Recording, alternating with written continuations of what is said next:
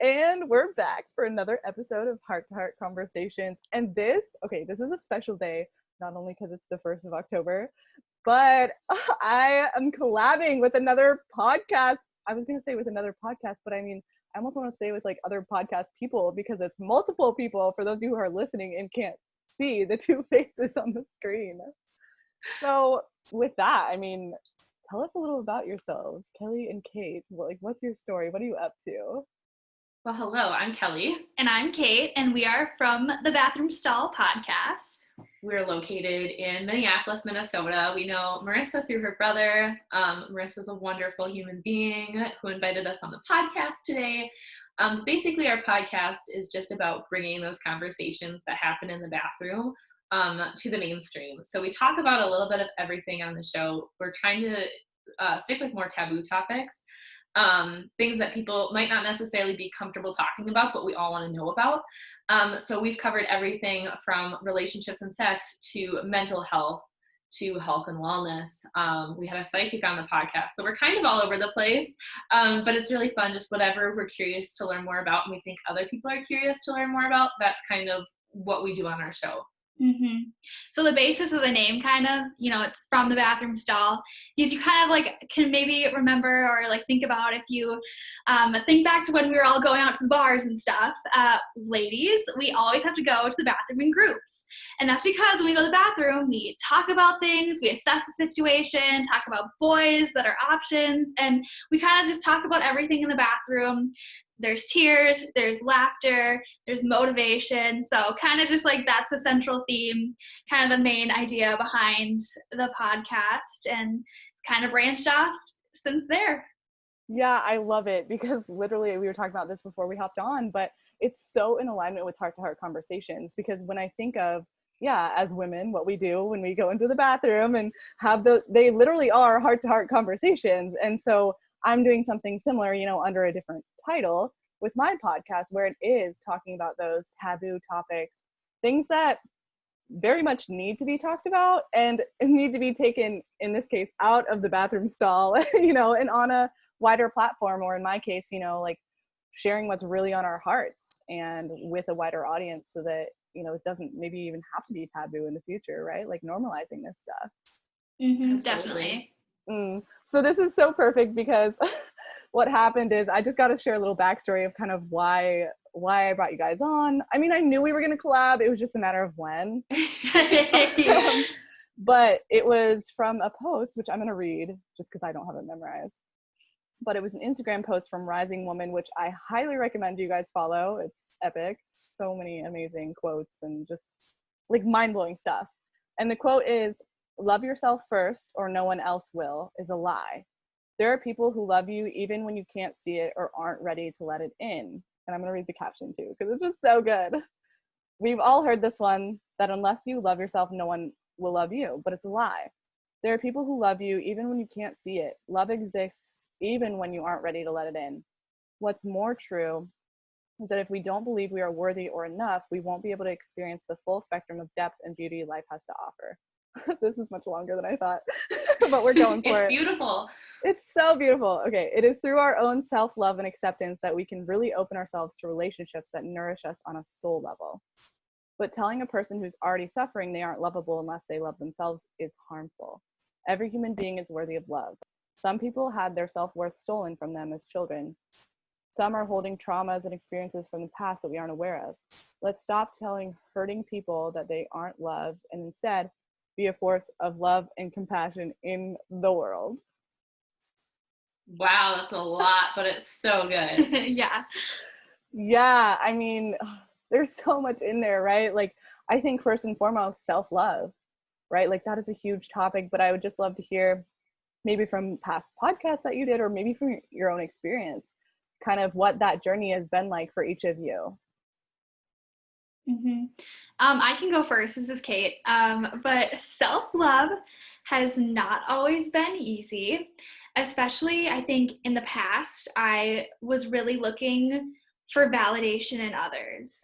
For most of my life, I have been single and I loved being single and I like that journey for me. But at the end of the day, there was this whole inner conflict where I felt like I wasn't worthy or I wasn't enough because no one else loved me.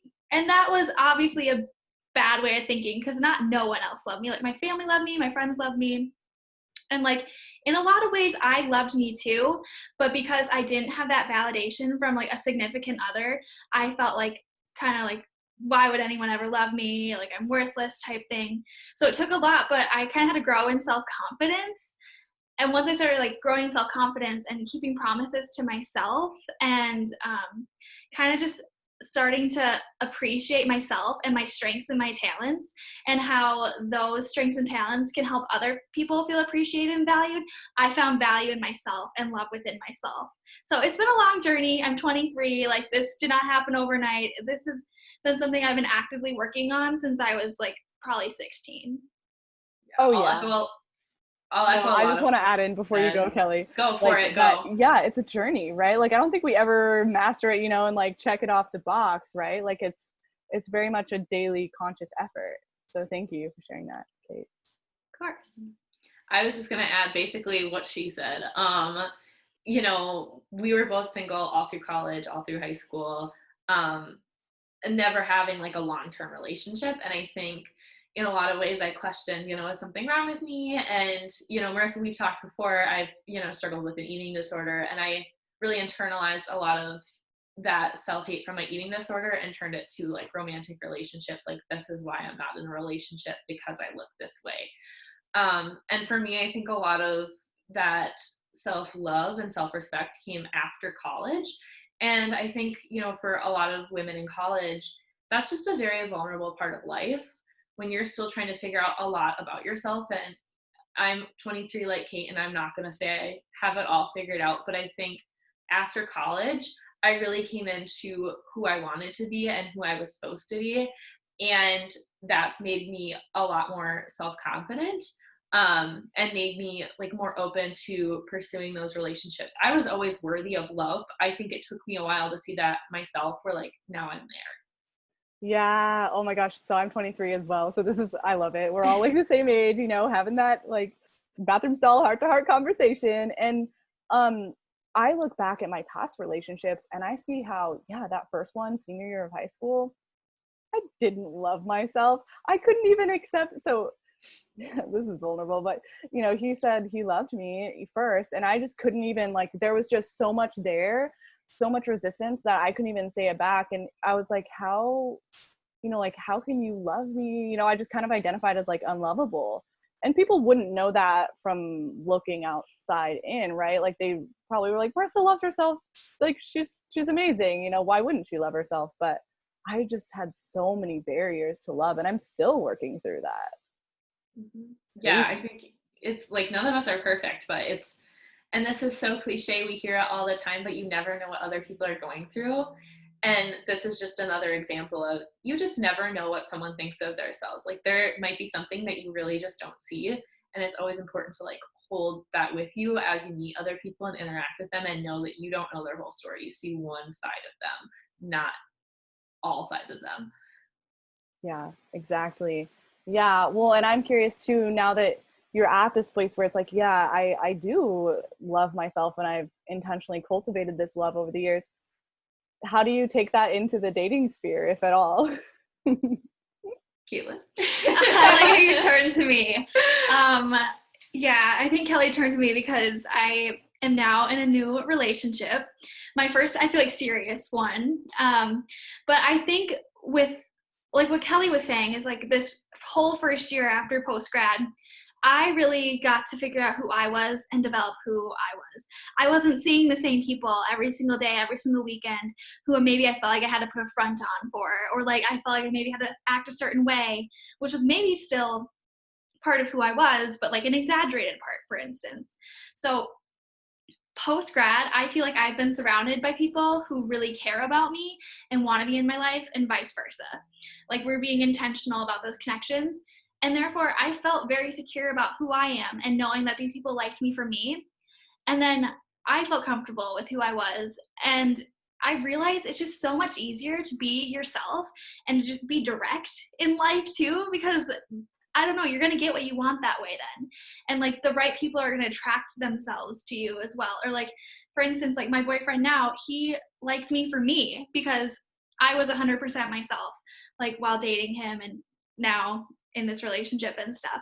So this is so giddy for you. I know, I'm looking at your guys' reactions. I love it. But honestly, that changed so much for me is when I accepted who I was and I was okay with how I looked without makeup on, because for the longest time I had to have makeup on, like basically 24/7. I wouldn't Snapchat a guy without it on. And like, this has been one of the highlights, like, I guess there's no highlight of a pandemic, but like a good thing that happened for me personally is that I looked at myself in the mirror every day for like 2-3 months without makeup on. And I realized that I still love myself and that I still appreciate the ways I look without makeup. And so now I feel comfortable doing that in front of people, going out in public like this, being in front of my boyfriend like this. It's like, it's a gradual journey of like, I guess tying that back to self-love too. I guess loving myself externally as well and appreciating the things I do appreciate, not like loving every single aspect of myself because that's probably impossible, but to at least have appreciation for like the things I do like and for my body as a whole. I'm kind of going all over with this and like I forgot what your original question was by this point, but I guess like bringing that into like the dating scene and stuff is I think it's been easier. When you love yourself more, like at least than I have in the past, like it's way easier to be authentic and to actually make authentic connections. Yes. Oh my gosh, I love. That's so exciting. And wow, I'm over here like celebrating for you. And oh, thank you. Just so I'm still new to it. Like every time I hear her say boyfriend, I do like a double take. Like, what boyfriend? But like I know. I'm just waiting for the day where someone asks I'm single and I'm like, yeah, and I'm like, wait, no. He's like standing right next to you. You're like, yeah. He's like, wait a second. I've been conditioned. Yeah, I've been conditioned to say yes, but yeah, no. I guess I'll say for me, there have been times in the past when I've really searched a relationship, and I think that I was searching for a relationship and really into dating because I was looking for external gratification for what I wasn't feeling towards myself. And it's kind of funny because now I feel like I'm in a healthy place to date, but because I feel so fulfilled with my life, I don't necessarily feel the need for a boyfriend. So, I mean, I'm going out and I'm dating, and I've been talking to guys, but for me, and I heard this once, I'll give credit to Carly Zucker. She's a wife of a wild hockey player in Minnesota, and she's on a podcast, and she once said, she was like, they had asked her, do you guys complete each other? And she said, I was whole before I met him, and he was whole before he met me. We enhance each other's lives. If we broke up today, we would both still be whole. It's what this person can add to your life. So that's really been my mentality through dating is I'm already whole. I'm not looking for someone to complete me. I'm looking and dating and I'm looking like, can you add to my life? Can I add to your life? And that's the kind of connection that I'm looking for right now. Oh, that's so good. And yeah, I'm like 100% agree with that quote of, yeah, I've never really liked the, oh, like she's my better half. And it's like, whoa, no, we are whole individuals and complete as we are. And I think you bring up a really good point about how, yeah, like you don't necessarily need a guy right now and to fulfill you. And it's been said that that's usually when your, I don't know, quote unquote, like soulmate, or that's when your person shows up is because you aren't looking for it, right? And it kind of makes me mad, but I'm also like, it's true. Because you're just being you, doing your thing, and then all of a sudden in walks love, and you're like, hey there. But we did have a psychic on the podcast, and they did say I was getting engaged this year. So keep your eyes out for my save the date. Not sure how I feel about that. Because I feel like you could take that so many ways and be like, all right, you know, like, is he the one? Like, are we getting it's kind of, yeah. Because like now I feel like you're looking for it then. Aren't you kind of looking for it? I'm kind of looking not for it. I'm looking to avoid it. I don't want to be married in a year. That's not where I see my life going. Not married, just engaged. Just engaged. And I guess to be fair, like she did say I see an engagement, and then she like clarified. She was like, you're gonna meet the one this year.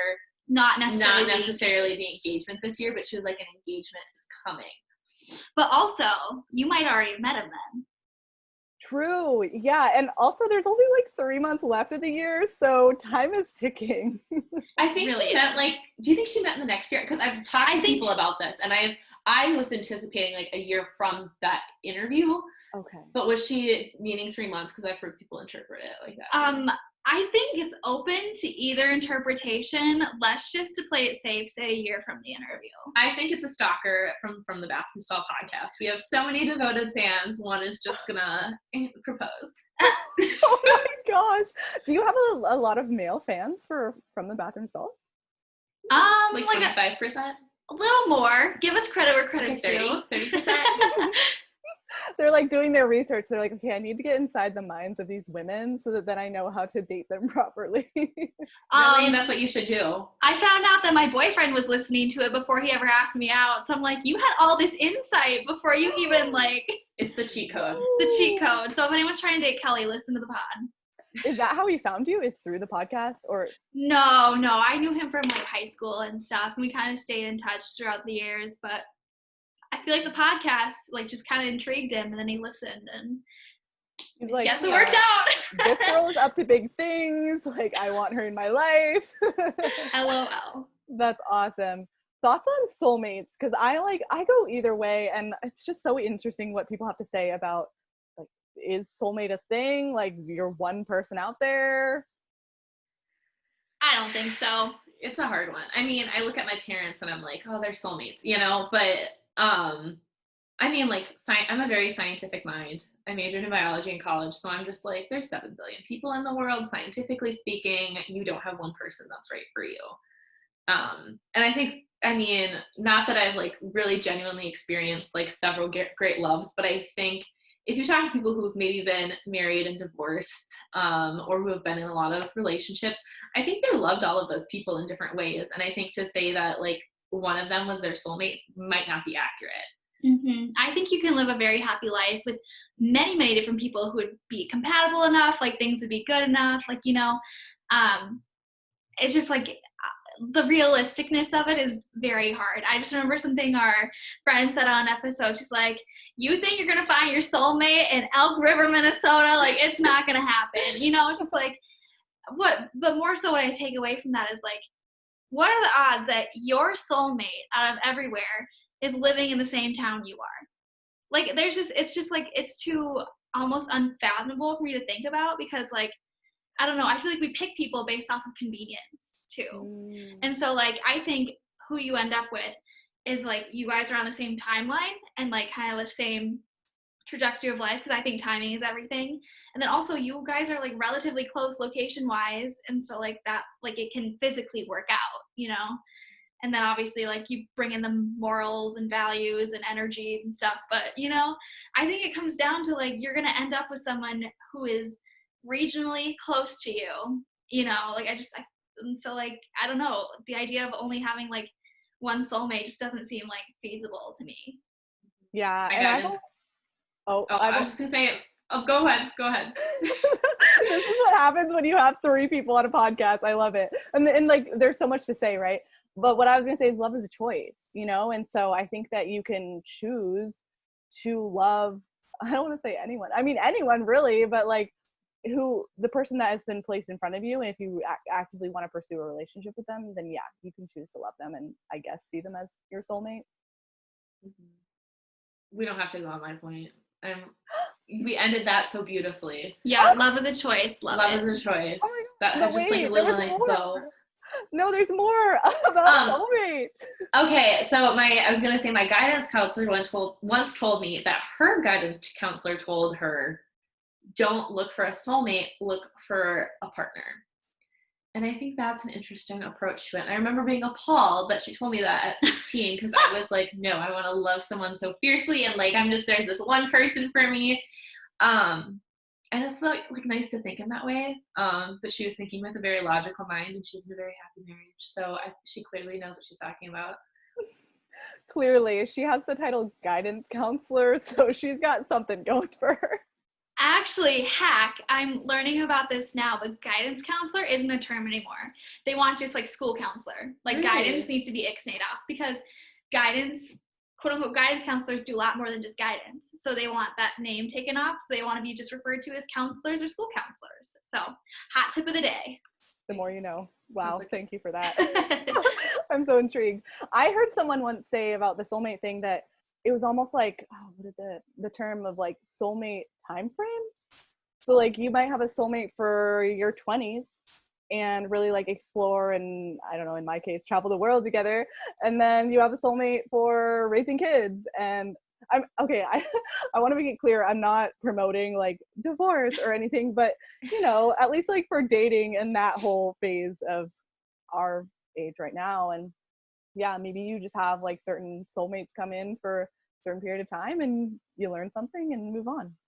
Mm-hmm. And there's also the potential that that same person in your 20s, you guys both grow together, you can remain like quote unquote soulmates or whatever, you know, or partnership, depending on like, you know, what you're bringing to each other's lives and if you're growing together. True. Yeah, that's a really good point. I think that's key, right? In relationships is, okay, are we headed on the right path and are we in alignment as far as our goals and where we want to go? Because otherwise, yeah, it's just, I don't think it's long term. It'll work out. You're like, mm-hmm. Yes, that's correct. Yes, agreed. That's good. Have you heard the term twin flames? I have. I don't know what it means. Do you know what it means? No. Can you explain it? Oh, I need to do some research on it. To me, it seems like it's like a soulmate, but you're so similar. It's twin flames. Like it's kind of like the same person, different bodies. I'm looking up the term for it right now. Give me 1 second. Okay. A twin flame relationship is when two people are perfect matches as a result of shared pain or another difficulty. The important part is in the dynamic between the two people, though, and it's where the difference between a twin flame and a life partner or soulmate really exists. Wow. So it sounds like you grow through pain together, if I'm reading that right?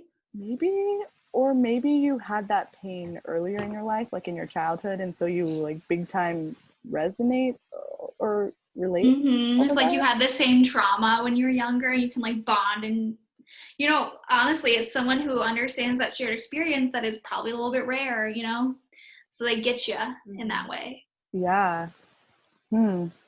Intrigue.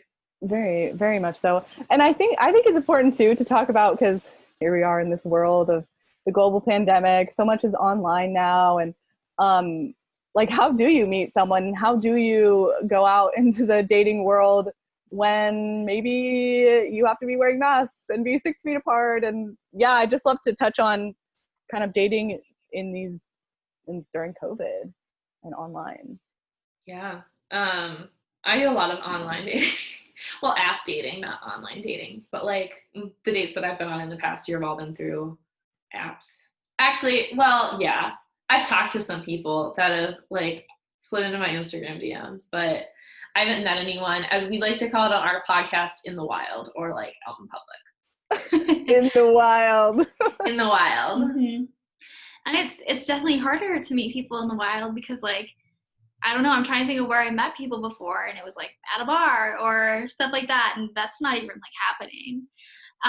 So I feel like this whole year we've been really condensed with people that we like know already or like know that we trust how they're handling pandemic and stuff like that. So yeah, I think that itself also brings up some stuff because I know like some people have started dating other people because they already knew them before this pandemic. Then it kind of like closed off their dating pool options. Like, you know, like they, instead of like going out and meeting someone new, they kind of turned to like what they already knew in some ways.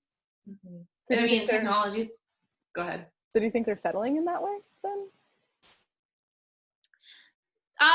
Well, I would like to say no because this is also me. This is also me.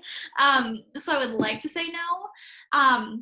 That is a really good question, though. I think it could definitely, in certain situations, for sure be that. Like, especially if someone like feels the need that they have to have another person for that validation and to complete themselves.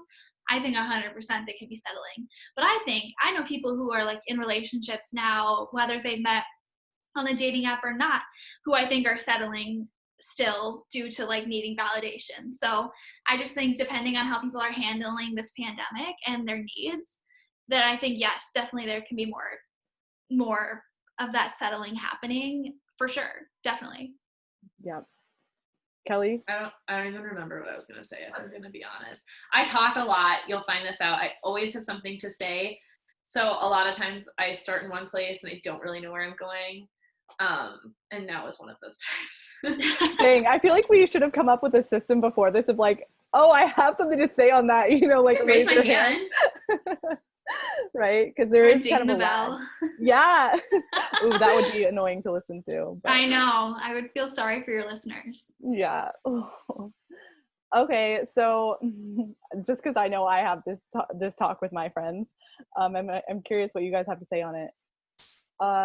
Qualities that you look for in a potential partner. Red flags.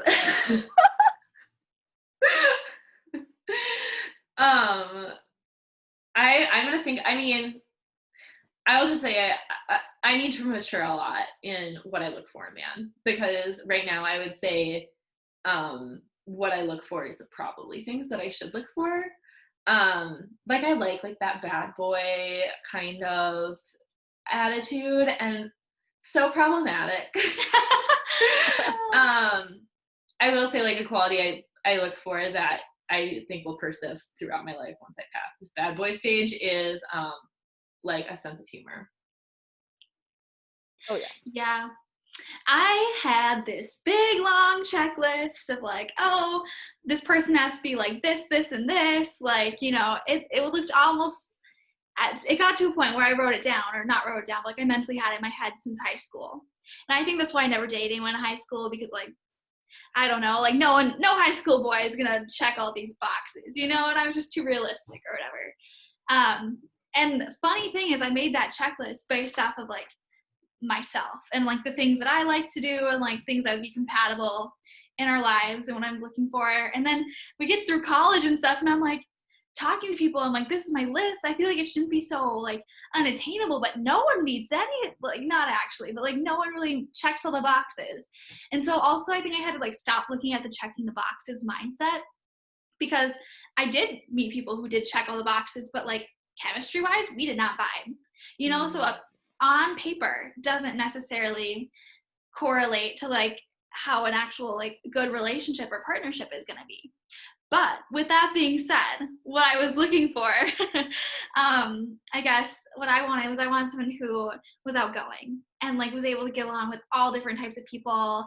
I have a lot of friends, I'm outgoing, and like someone who like would be okay if I like had to leave and like go do something and they weren't just like meek in a corner type thing. You know, I was looking for someone who like had a faith background, because that's a big part of my life, and you know, it's super important to me. So I wanted someone who had that basis too. Yeah, I wanted them to be cute as well. Let's be real. I wanted to be attracted to whoever I'm with. And like, I don't know, music's a big part of my life. I wanted some sort of like at least appreciation for music. Like didn't have to be in band or choir or anything crazy like that, but just like appreciate music and stuff like that. And then like someone who was like, I don't know, like sports and like being competitive and like working out is important in my life. So someone who could like match me on that level too, like be into sports or be competitive or like, you know, go to the gym with me sometimes. So I don't know, I feel like that was a lot, but then obviously like, you know, you want someone who's like kind and trustworthy and you can be yourself around and make you feel comfortable. So like all that stuff. So it felt like a lot, and it was really hard to find for a long, long time. No, thank you for sharing. I think so. Yeah, I've definitely done multiple lists, right? And I've heard people say where they're like, okay, that's cool that you make that list and that you want those qualities in a person. Also realize that you have to become that person. And it's funny how you look at your list and you're like, wait, this is kind of me, you know? Yeah. I am the perfect person. You're like, I'm perfect. Who's gonna be perfect? No, but that's the thing is too, is like I was so overly involved in things throughout high school and college and stuff that like realistically, like this person would have to like bend over backwards to match me on every like level and stuff. And I think I was too immature to like realize that too. Fair. Yeah. What about you, Kelly? I mean, I don't know if I I mean, things I look for, a hockey player, like, that seems to be the general consensus. But when I think of like a life partner, I definitely think of someone who matches me in terms of like passion for other, like I care a lot about other people. I feel like I'm pretty involved like in community and politics, and I would like someone who shares like that same passion for advocacy that I do. Or if they don't, that they can at least support me in that. I've also discovered like I don't want someone who's going to sit around all day. Like I need someone who's active because I'm constantly doing something and I can't stand laziness. So someone who is constantly going to be up for traveling and who has a really good work ethic and who has goals and ambitions for themselves is really important to me as well, because that's what I have for myself. And I want someone to be proud of their career and that they're proud of my career for me and they're going to help me support it like I'm going to support theirs. Yes. Wow. Those are some mature answers that I just did not give. Yeah, I also said I like a bad boy. Like, I love red flags. I love red flags. So, I mean, it just depends. In my mind, that's who I envision myself with. I really need to work on getting to that point because I think right now, and I think a lot of women have this problem where we want a man that we can fix. And realistically, you're not going to fix someone and they're not going to change for you. And if they do, that's not probably a long-term sustainable relationship. So that's something that I kind of, is an issue I need to work on in myself and how I approach my relationships. Oh, 100%, because I've been there. It's not fun looking back, but yeah, I realized, oh my gosh, I'm finding my value in, taking on these guys as projects. Which at the time, you're in the middle of it and it's kind of like, oh yeah, like he loves me, this is great. But then you get out of it and you're like, I was not being fulfilled in any way, shape, or form. Like it was just me pouring into him. And that is not what I desire in a relationship. No, and I don't think anyone does, or at least they shouldn't. Like, you shouldn't have to give all of yourself to not get anything in return. That's not a relationship, in my opinion. Yeah, 90-10 is not a relationship, ladies. And gentlemen, if you're listening. And gentlemen, too. Ooh, good point. Yep. And I feel like that should be a quote in the show notes. 90-10 is not a relationship, ladies and gentlemen. Not for that. Yeah, I think a major thing that I look for is, well, it's funny because it's kind of a fear of mine of like outgrowing guys. Sorry, I hear Wii Sports playing. Yeah, Wii Sports is playing in the background right now. I'm just gonna text our house group chat. I'm sorry, Marissa. Continue. No, this is real time. This is being human. This is what Heart to Heart is all about. So no, I appreciate it. I would laugh if it's my brother playing right now. It probably is. Let's be honest, Benjamin.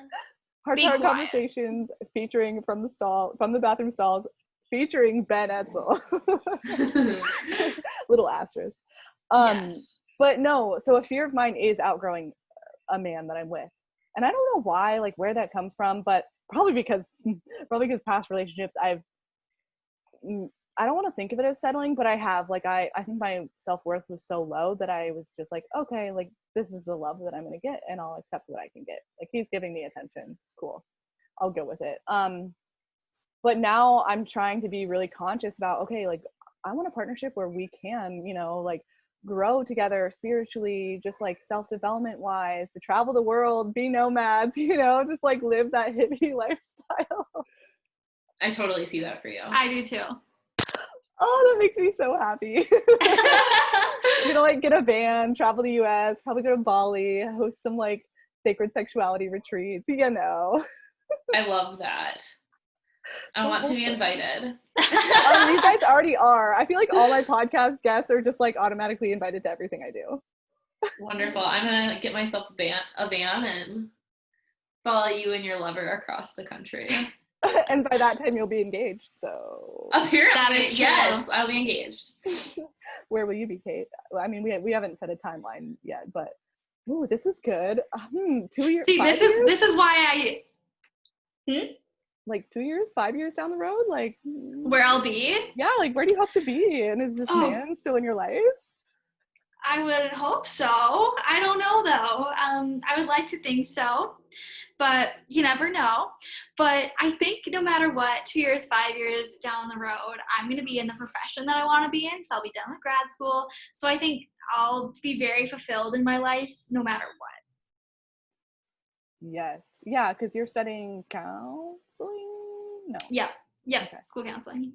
Oh, that's why you knew the thing about the guidance counselor. Yes, because I said guidance counselor in class, and and I was like, oh, my bad. I don't want to be a school guidance counselor. I want to be a school counselor. I learned my lesson. Tisk tisk. So it all makes sense now.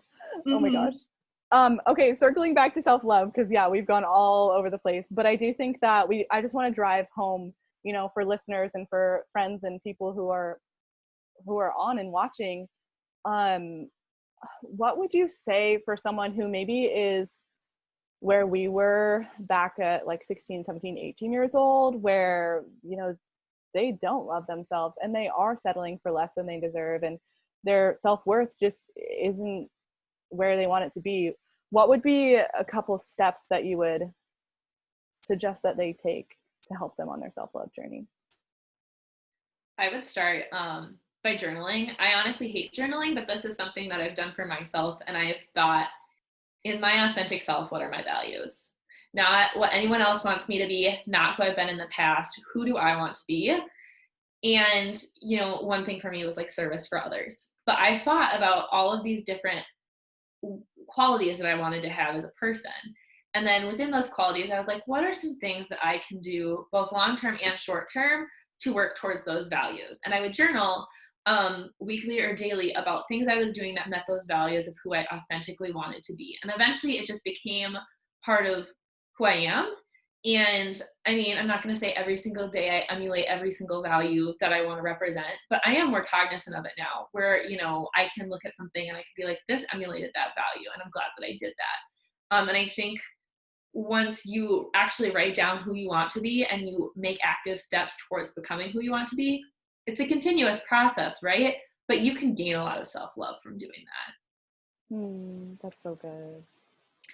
And I would say high school is awesome in the sense that there's so many clubs and activities and things that you can get involved in. So I would really push to join those like sports teams or clubs or music groups or whatever, because you'll find like a self like worth within yourself, because hopefully you'll enjoy the new things you're trying, or the passions you have can be like expressed through these different clubs.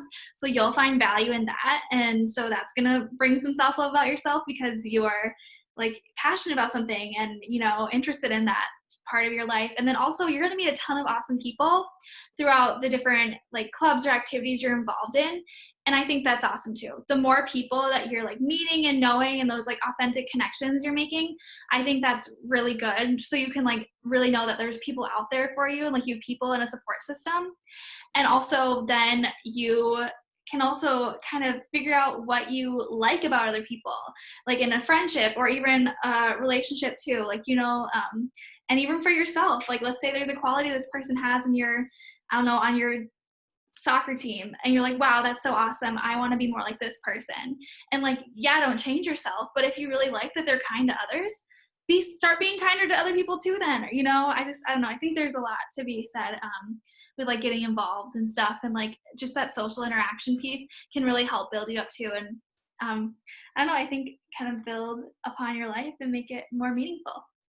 For sure. Yeah. And I hear in that, like, number one, you know, getting clear on your values, which is so key.